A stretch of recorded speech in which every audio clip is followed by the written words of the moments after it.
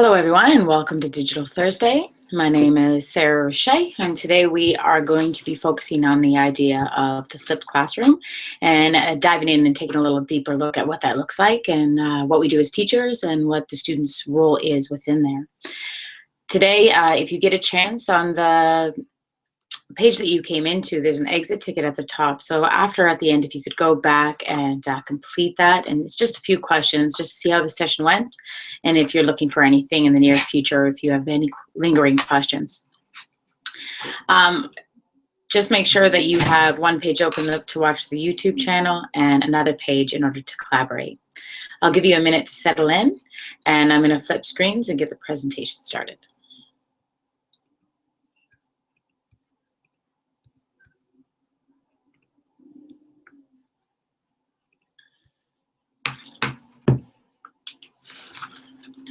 So as I said, today we are going to be discussing the flipped classroom. And when you are collaborating with us, you can do so within the document link that was provided by your principals. So you'll see join the conversation, go into there, and you can ask questions within that place as well. You can use social media, whether it be Twitter or Yammer, using the hashtag DPChats. This way we can find your conversation and be able to talk with you.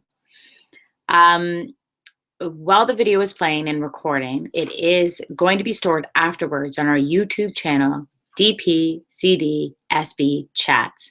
So don't worry about taking down any notes. Just watch the video and ask your questions along the way. And if you need to go back later on, you can do so. So in the flipped classroom, we are really trying to create our students into our Catholic graduates. So meaning that there's a lot of expectations that we embed within the assessments itself. The two that are really sticking out when it comes to the beginning of the flipped classroom is taking a look at a self-directed, responsible, lifelong learner and a responsible citizen. Really, this means that as we are working through the idea of the flipped classroom, the students are taking ownership of their learning, and learning now has a purpose. They're actively engaging with the content themselves, and they're finding and critically evaluating their own resources. So really, the onus and the ownership of learning is put onto the students within this model. Can you see? Every day, 7.2 million students walk into classrooms throughout the United States. These classrooms generally look the same. 30 students sit in rows of desks, taking notes in their notebooks, while the teacher stands at a whiteboard teaching a lesson. Regardless of ability level, each student receives the exact same information at the exact same pace. As Ms. Jackson presents this same material, the students respond differently. Tommy gets it, while Allison is bored, and Maria is lost. At the end of the day, these same students head home. While at home, they sit at the kitchen table doing their homework and trying to remember what Ms. Jackson said. Students like Tommy make it most of the way through the homework, while others, like Allison, find it easy and fly through it. At the same time, students like Maria get frustrated and need some extra help. Ms. Jackson recognizes that students have different needs and would love to work individually with each student, but this requires time and resources that her school does not have. One solution to this problem is the flipped classroom. Here's what it looks like. While at home, students sit in their rooms watching videos of the lesson that Ms. Jackson assigned. Tommy is still able to work at his normal pace.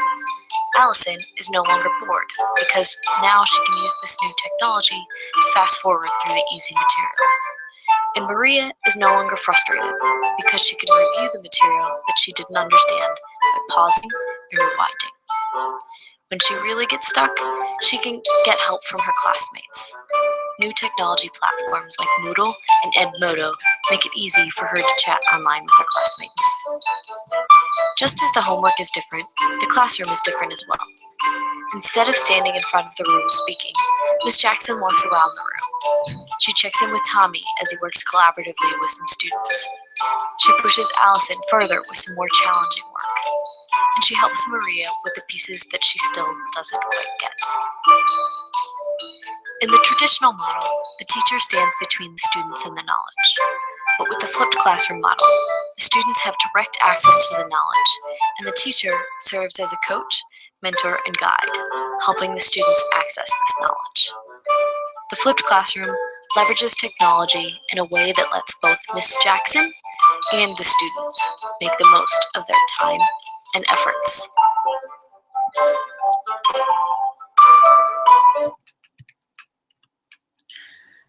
So just reviewing what that looks like, when we talk about the idea of the flipped classroom, we're really changing our approach to teaching, and we're moving the direct instruction from the group space in the classroom to an individual learning space at home, which then results in the classroom being transformed into a dynamic, interactive learning environment where the educator guides students as they then apply their concepts and engage within the material in one form or another.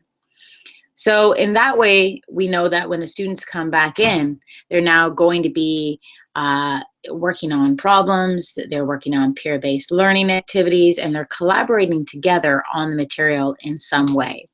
So we're providing the opportunity for students to be engaged with the learning instead of that teacher-centered model. So one way that we begin the idea of the flipped classroom is by screencasting the material. So which means that you design the lesson so the students can go home, and as you saw in the video, they're able to sit down and watch the videos at their own pace. So one way that we can do this is with a program called EduCreations. Currently, right now, I'm looking at a view of my school iPad. Here I see 3 tools that I'm able to use in order to create screencasts. One being Explain Everything, another being EduCreations, and another being the Smart Notebook software. Today we are going to specifically look here at EduCreations. And the reason that we're going to stop and take a look at this one specifically for screencasting is because of the ability for you to open it on the iPad as an app, as well as the ability to use it as a web-based tool. So meaning that we can use it from any device that we're really working with. So it kind of extends that function of what we can do with it. When going into it, you can see a library of a few different test lectures that have been created. Up at the top is a plus button, and just quickly taking a glance over the tools, you can see that we have drawing tools up in the center. To the left, we have a microphone, so this means that when I press this, I'll be able to record my voice, much as I am doing right now. The little plus button to the side tells me that I can add my text and my images, my videos, and up at the far right corner, you'll see little lines, and it means that I could have white paper, line paper, graphing, coordinates. So all depending on what you're doing, you may need to change this in order to demonstrate what you're doing. Remember that when we are screencasting for a flipped classroom, we're taking our content and we're teaching our lectures. So we want to be able to make it engaging in some way, adding the visuals and our voice annotations to whatever it is we may be doing with the text. Moving back, I'm going to quickly show you what a screencast may look like. When going down to, I believe it's this little star here, it already has featured lessons within it. So as you're getting started, if you want to see what a few look like, what they might sound like, then you can go into here. If we press into one, I go into a math example for you.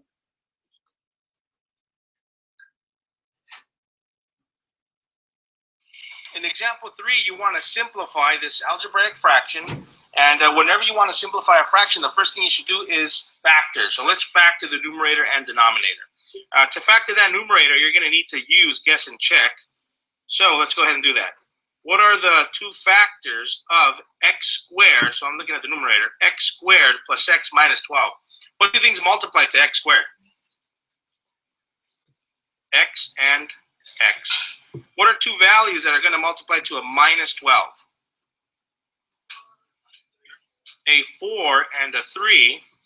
And I want them to add up to a positive 1x. So with this one in particular, actually, you can hear the students in the background, but for our purpose, you would be taking that lesson so that students could be then watching it beforehand and being able to really get a sense of what material it is. In this tutorial, we we're going to look at how to graph a linear inequality. A linear inequality. And move forward this a little bit. I just want you to see what it looks like as I'm she's going to start by graphing the end point, -1. And I'm going to look for all the values that are less than -1.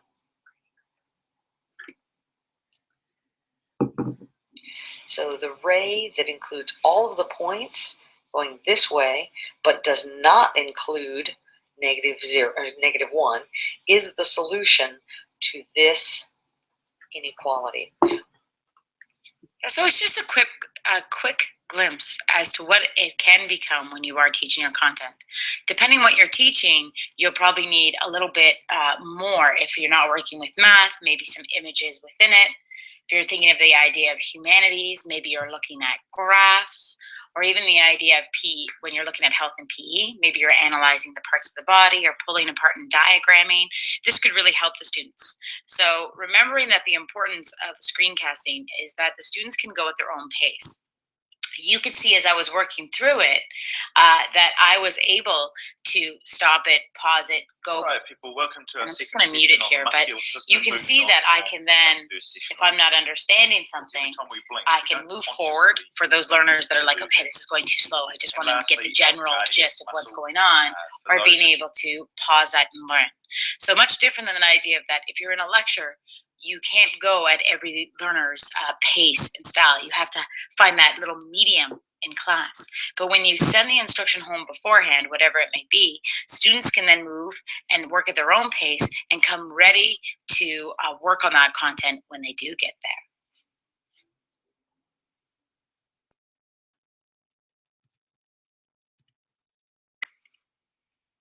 When beginning to screencast, one of the most important things is being able to choose your software and deciding what's best for you. So think about what you need it to do. And the one thing that we're highlighting here is EduCreations. So choose your tool. Here I've chosen to use EduCreations. And you can see now I'm writing in the moment. And I think it's important as we begin thinking about it, you need to make a plan. So you can see I have a couple things already down in here. I kind of have an idea of what I'm going to say to you. I've made a plan knowing what I want you to think about when creating a screencast for your students. Choose your tool, make a plan, decide, create a script or a storyboard that really helps you speak and talk to the students about your lesson along the way. As we move along, important, set up your slides, but practice. Move over your slides. Decide, make sure that everything works and that your examples make sense when you actually say them out loud and that it runs smoothly together. When you are ready, I want you to begin recording. Move back through your lessons and begin to talk about what it is you're seeing. You can use the tools, you can add your text, and you can see as I open things up and use tools, it says my recording is paused. Will you add the contents? If I want to add something, it automatically pauses it for me. I go back in, right? I can begin to write and decide whatever it is that I'm doing. When you are done, you can stop your recording. When you play it, down here, so you can beginning to screencast. The most important part, you can see that it's repeating kind of what it is that we're saying. At this point, you can see at the bottom that you have the ability to edit and trim. So if I want to cut parts out of what I said to you, I made some hiccups along the way, maybe I stumbled along my words. As an educator, you could change this and move back. But remember, don't worry too much. It doesn't have to be perfect. When you are choosing your tool and beginning to screencast, you're going to stumble along the way, you're going to make some hiccups. As a teacher, when we're in front of the class, we do the same thing. So polish it up to the best of your ability. Don't spend too much time on it. Just have a plan, just as you would when you're teaching, and know what you're going to go through, and then you're going to be able to teach your lesson. When you're ready, you save the finished video. You create the title of whatever it may be that you are working on. Save it into your library.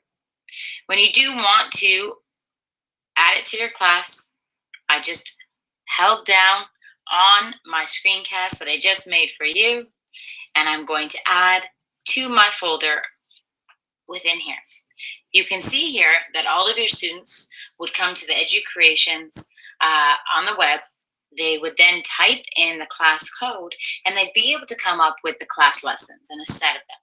You have up to 50 megabyte of storage. So unfortunately, you can only store so much with it, but you do have some options. So here is one place that you're now going to be able to distribute and share and be able to have tutorials for the students to come to.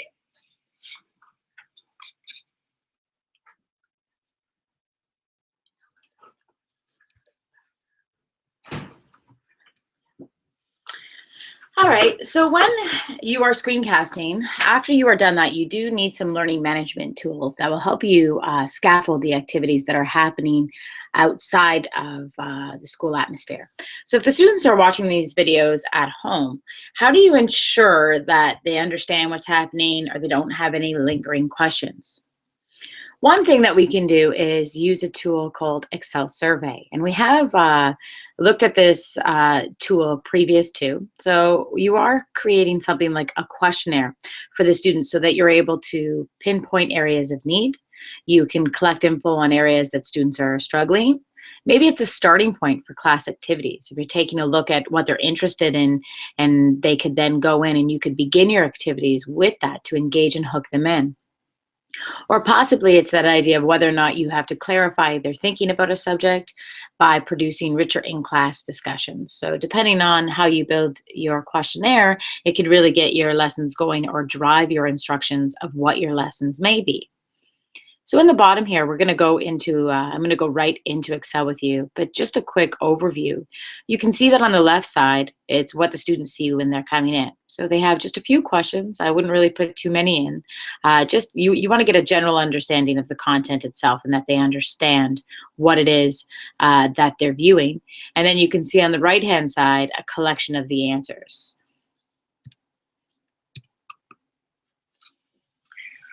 So when trying to make our students learn and be able to assess what they're understanding outside of the classroom, we need this tool that can basically collect some information so that we know the students who are watching the video and understanding to some extent. So one way to do it is with Excel in mind, as mentioned before. I just wanted to give you a brief little overview if you haven't been in here too much. The flipped learning, so I'll go into the one that's already designed here, and this is just a questionnaire. And since it's already designed, I just have to reopen it back up online, and the ability to create a survey with Insert is specifically on the online tool itself. So here you can see that if I do not have anything on the page, underneath this would simply just be create survey because you have nothing. But at this point we do, so I know that I can go in, I can view the survey, what it would look like to the students, and this is what they're coming in seeing, and they're submitting this to you. So they just, for flipped classroom, you just want a few questions. Maybe you have one or two multiple choice in order to assess if they understand some of the content or if they were listening to the content itself. You can choose to share this as a link if you haven't done this before, and what I do is just right click and copy. And because the link is so long, I go to URL shortener, one called bit.do. There's also bit.ly, and there's a few different ones, so you may know one that you use. I just paste it, and what you can see here is that it is rather long. So you can then go in and whatever it may be, you can code it according to your course, to your section, something specific that they may be able to pick up on. So when you customize it, they're going to remember it. They don't even really need to know. They just know what you're going to be shortening it. So this could be for all of your courses, and you can then filter it within the questionnaire itself. So if you are looking just for simple content and whether they're understanding, then you're just having one simple one that they're going into. And then when you shorten it,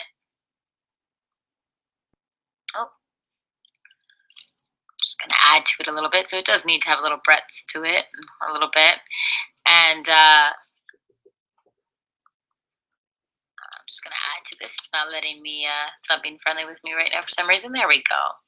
So, and now here, you know that I can then give out this URL itself, or The students can then just use their QR reader and pull it up so that they don't even have to write in the link. So it all depends on how you design it. But just a quick little tip that if you are using this Microsoft link with Excel Survey, it is long. The students aren't going to remember and be able to type in all these different symbols and things. So shorten it with a URL, whether it be our bit.do or our bit.ly. That all depends on what you're used to. You might have something else. So just quickly assessing what you can do with this. If you have a course with multiple sections, but you're asking the same questions, you can go in, and right now I believe it is filtered by section, but if I open it up, I can see that I have multiple sections. If I want to look at everybody, they will be in here. If I choose to just go by name, I can filter it. If I just want to look at a specific person, I can click off the other people and then just look at that one person's answer. If I want to go in, as I said before, and just look at sections, if I have multiple people, multiple courses within here, I can go in and filter it by section. Just make sure those with A are in here. Or I can also go in and filter it by the course code itself. I only have one course code in here. Or if I just wanted to open it up and take a look at the answers, I could just open this up and have a brief look at what was going on just with those questions itself. So there is some leeway at being able to understand, and it can drive your instructions in ways, because if you're going in and looking at what they're finding confusing or any questions they may have, that may drive how you begin or start your next lesson. If it's something they find interesting, then it may be what you're designing your activities around. If you're seeing something common coming up, then you know you have something you can grab their attention with, and you can begin the discussion or the engagement with that one interesting point that you see is coming up among the classmates.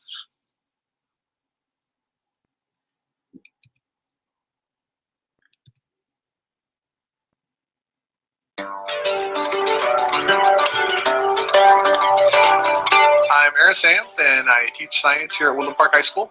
My ultimate goal, I guess, as a teacher is to help students become learners who can learn for themselves and by themselves.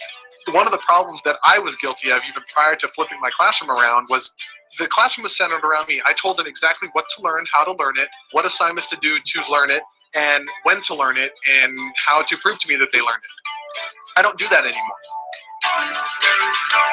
We changed the place in which content is delivered. Instead of standing in front of a class and delivering, here's how you do this type of problem, here's how this works, I deliver that direct instruction now asynchronously at home through these videos that we make with Camtasia Studio. Kids come to class, they don't show up to learn new stuff, they show up to apply the things that they learn at home and to ask me questions about the things they learned at home. So now they can have my lesson, if you will, what I would normally have stood up and lectured to them in class with some added features. They get that at home. Then what they were expected to do for homework is now what they do in my class. Life is different for me because I no longer am the guy who stands up in the front of the classroom and just yaks at a student for an hour or however long the class is. Now I walk around the class and I help kids. I'm a tutor, I'm a guide, I'm the putter outer of fires, whatever it happens to be. In my crazy chemistry class, I walk around and do that. I don't stand up front and teach under the kind of the traditional model. I'm Aaron Sams. So what we can see now is that the teacher now turns into the coach. So the students are at home watching the videos. They have a little questionnaire they fill out that drives your instruction and helps you prepare your activities. But now the teacher turns into to be able to facilitate the activities that happens within it. So here's another way to organize the instruction that's happening within it. So one place is Office 365 sites. Within here, you can design a spot where students can work before with the content and also have a place that they can work when they are working on the content in class. Option for screencasting and being able for a one-stop shop where students can come and get information and be able to talk to one another about what's going on is being able to create a site within Office 365. Here you can see you can come in and personalize your site. You can embed your videos into the site itself, whether you're using EduCreations or creating your own with another tool.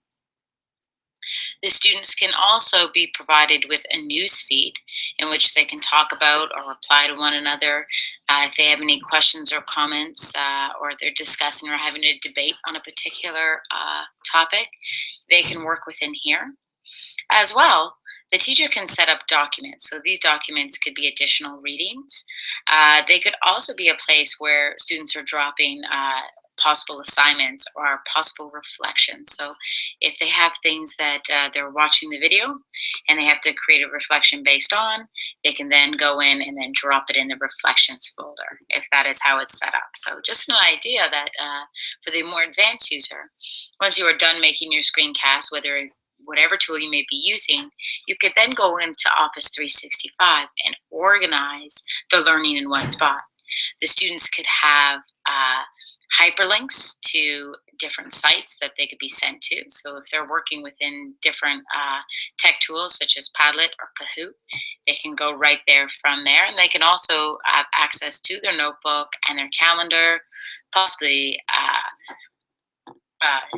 other links or other files that may be directed into the spot, but it's all in the design. But it gives you an idea that if you are considering that idea of the flipped classroom, you might want to have one spot where the students then go in and they're able to watch the video, talk to one another, read some documents, or drop in their own assignments into one spot.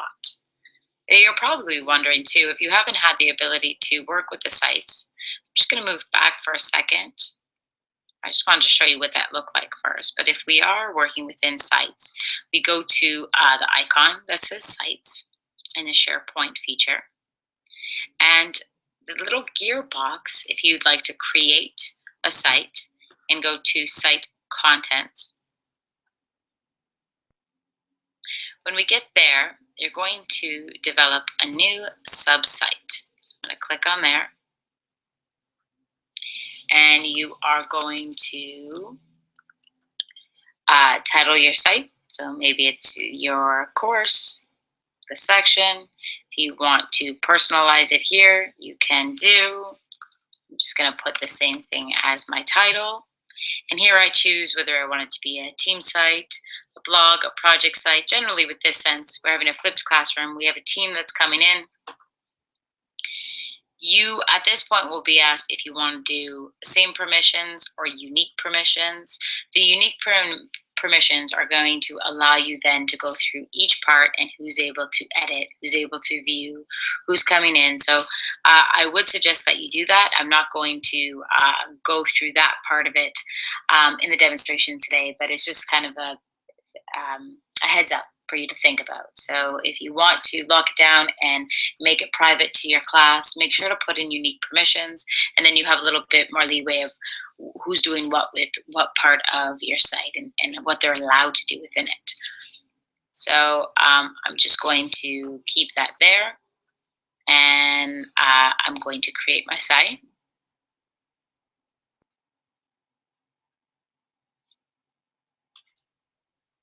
So it's just going to take a minute to go through, and basically it's from this point that you begin designing and working with your hyperlinks. And I do know there's a lot of tutorials that are already out there that go through step-by-step how to do this. I just wanted to kind of take you to that first step, and being an advanced user, you may be used to kind of working around this, and just it is you can go in and you can edit links. It really tells you what to do along the way. What's your style? If you want to add anything, when you want to share your site, you can see that the news feed's already in there and the documents are already in there. So really what you're doing is you're just going in and you're personalizing any links you might want up here, any links you may want along the side, and the theme, if you want to change the colors. And so you see anywhere that you see the idea of editing, this is where you're going to go in and begin able to build and add in your list or library. So same idea there. So and then eventually you can have it looking like a few of these sites that are already out there. And if you want to get some ideas, you can just go into sites and take a look at what's already developed. So I'm just going into the Marcelina staff site, and it's really simple here. They have their files put in, a newsfeed conversation if they want to talk, and just, you know, a few things along the side. So if you're just starting small, then this is a place that you want to begin. We're a one-stop shop. You can go in, you can have your videos, you can have your document links and discussion place all in one spot.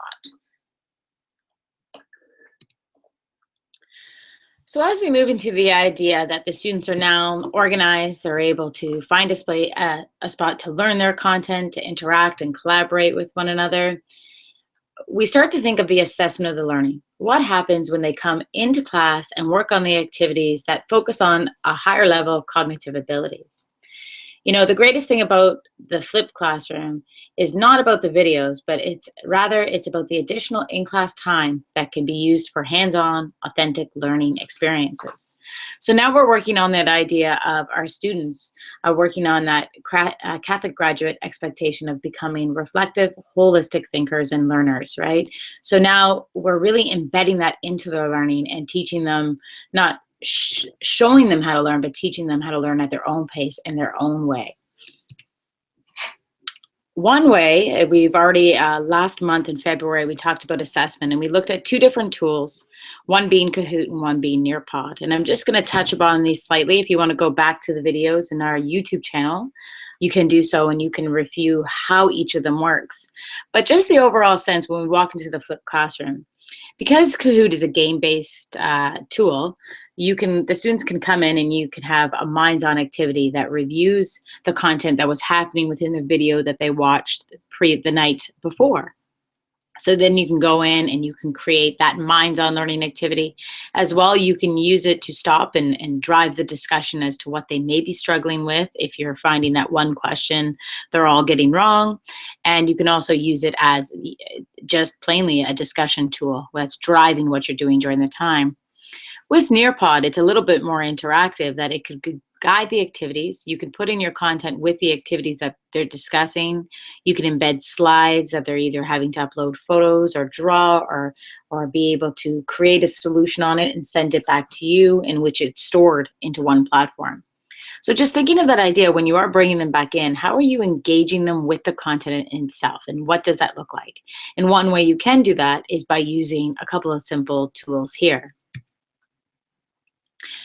When taking a look at the flipped classroom, over the next two slides, we're just going to take a look of how departments can use the flipped classroom. And I want you to imagine that all of these students themselves are going home and watching these videos and some sort of content. So if we're looking at the foreign language classroom, we know that if they're going back and we're watching this content in class, they're going to have increased conversation. They're going to be able to practice writing their stories and reading the literature in the target language itself.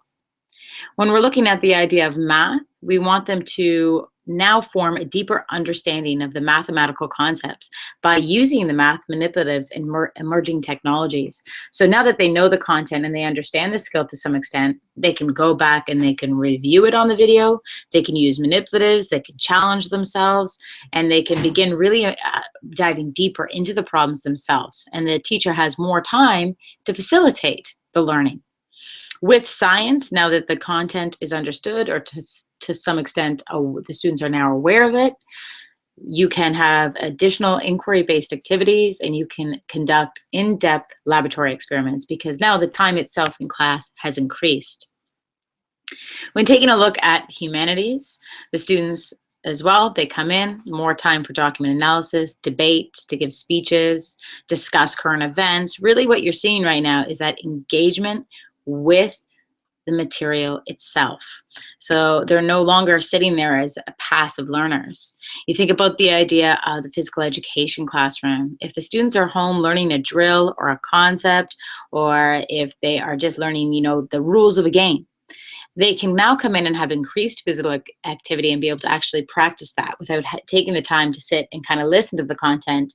They could also have their technology in there where they can go back and review what was said and then go back and practice.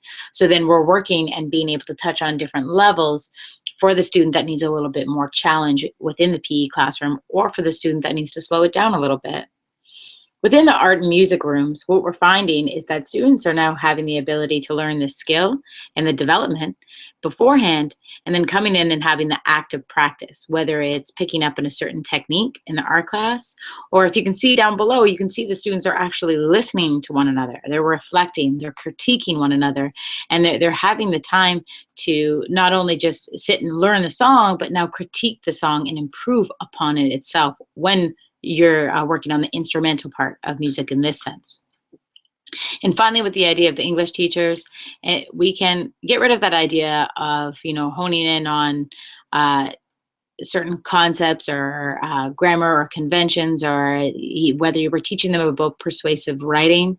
That idea, if they're learning that that within a video at home, they can now practice that persuasive writing, possibly with a partner, have them peer assessed, and they might have now more time to reflect on their writing and actually have reflective writing embedded within their learning. The idea when we think of students coming back into the classroom, when we're looking at the flipped classroom, one of the ideas is mastering the content. So the other pioneer, Jonathan Bergman of the flipped classroom, talks a lot about having the students go back and have the content, but also coming back in and the ability to have the mastery of content, to work through it, that he wants them to be to a certain level before they can move on within his class.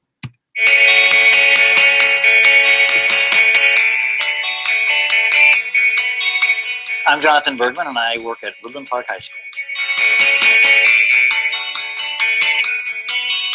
And there was kind of a moment, a revelational moment, when at the end of the year, my kids do a big final project.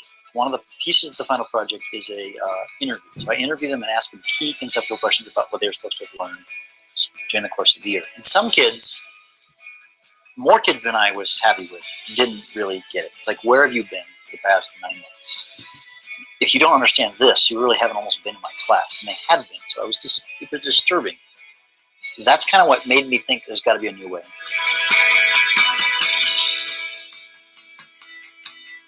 Well, we went to a mastery system where students, when they get to the end of a unit, they have to master the content. So when they completely have passed the objectives, they have to meet a minimum requirement, which is 75%. So when they meet that minimum requirement, they can move on. If they don't, then they have to go back and do what they don't do. So that sort of assured that they've actually learned. So the big thing has been mastery, but the recordings have been huge because it frees me up to walk around and interact with kids. The surprises that we've had that have been really amazing is that I can differentiate for all learners. And what that means is that if I've got a kid who is a rocket scientist, I can challenge him in this mastery system. And I've got a kid who really struggles with my content, I can challenge him. In the old system, I had to kind of shoot for the middle. Now I can actually have all the levels shot. Every kid kind of gets a different education, and I think that's okay. My name is Jonathan Bergman. I'm a teacher, a father, a husband. I'm a triathlete, and I love Camtasia Studio. So as we begin to wrap up today, I'm just going to kind of review 4 of the main parts that we see when we are working with the students with flipped classrooms. So one idea that they are now going in and being able to look at video lectures or just the audio lectures, as well as embedding the idea of even just looking at content-rich websites where the students are understanding the concepts. They can also be online, depending if you're on within Office 365, and being able to ask questions to one another and chatting and working through the content at home. Within this stage, students can also extend their learning through games and simulations, as well as interactives. They can be engaging with experiments. And if you think of that idea as they begin bringing that idea back in, they have the content. So this could also be happening outside, but they could also be bringing this experience back into the classroom. So it could be one of 2 things, whether it be outside or inside. It depends on the design, but we really want them to have the experience with it. So we have the videos, and then begin either working with the technology behind it with games or simulations, which can happen at home, and then begin experimenting with the content and the material itself. The most important thing is that we want them to make meaning about what they are learning. So we're engaging them with different activities with the content. The great thing, as we said earlier about the flipped classroom, is that students are now able to come back and spend more time really involving themselves in the material and going deeper with their learning with things such as discussions, possibly teacher conferences, peer reviews, reflective videos, blogging, debates, and just basically inquiry-based learning, diving deeper into what it is they know. So now what? What happens when they have that action part done? What does that look like? Really, we want the students to be able to create their own demonstration application of the knowledge itself, whether it be at the end of a unit, whether it be at the end of the entire course, whether they're developing their CPT.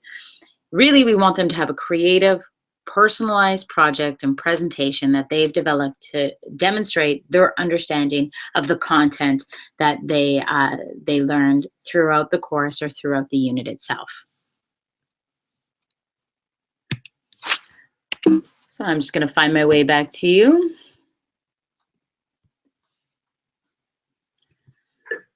So hopefully you were able to pick up on a couple tips of what the flipped classroom looks like.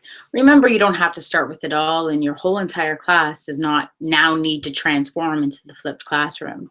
You could start with one lesson a unit that might look like that and see how the students engage with the material when they come back. Also, spend time talking to your students about what it means to watch the video and what they do with the questionnaires. And really what you'll slowly see is that the students begin to transform and understand what's expected of them. And they really pick up on the idea of the flipped classroom because they're coming back and they're actually engaging with the material. And really that provides a sense of motivation with them when they can do something themselves. Remember, if you get a chance, we'd really appreciate it if you could fill out the survey within the document link. It's just a couple of questions, just a guide or instruction to help you along the way. We are here on Tech Tuesdays, so if you need to ask questions, remember you can come back in and ask it then. And as well, we're here throughout the day. So if you come back in at any point, we will be on either Twitter or in this document link throughout the day. Enjoy the rest of your day today, and hopefully we'll see you on Tech Tuesday.